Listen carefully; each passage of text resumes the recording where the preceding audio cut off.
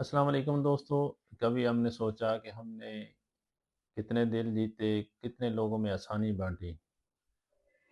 हज्जतुल इस्लाम मुफक्कर इस्लाम इमाम गज़ाली रहमतुल्लाह अलैह फरमाते हैं, सबसे बड़ी नेकी इंसानियत की खिदमत है। अल्लामा इकबाल रहमतुल्लाह अलैह फरमाते हैं, दर्द दिल के वास्ते पैदा किया इंसान को, वरना अताअत के लिए कुछ कम नाते करो बयां।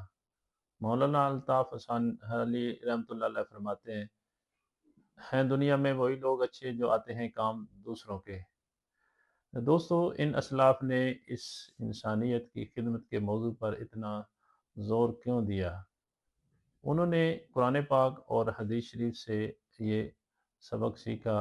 कुरान पाक में अल्लाह ताला इरशाद फरमाते हैं, जिसने एक इंसान की जान बचाई, गोया उसने पूरी इंसानियत की जान बचाई। इंसानियत की खिदमत के हवाले से इससे बड़ी कोई वजाहत नहीं है।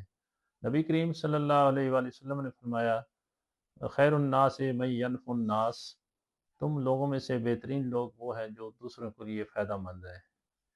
दोस्तों, इंसानियत की खिदमत के लिए कोई बहुत बड़े सरमाया या बहुत बड़ी कोई डिस्पेंसरी या ऐसे उसकी ज़रूरत नहीं है। उसके लिए अगर आप एक किसी गमज़दा इंसान की दिल की बात सुन लेते हैं, उसकी हौसला अफ़ज़ाई करते हैं।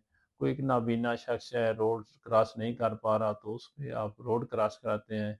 किसी इंसान को कोई अच्छा मशवरा आप देते हैं, किसी एक मज़दूर को ठंडे पानी का एक गिलास दे देते हो, तो ये सब भी इंसानियत के ज़ुमरे में आता है।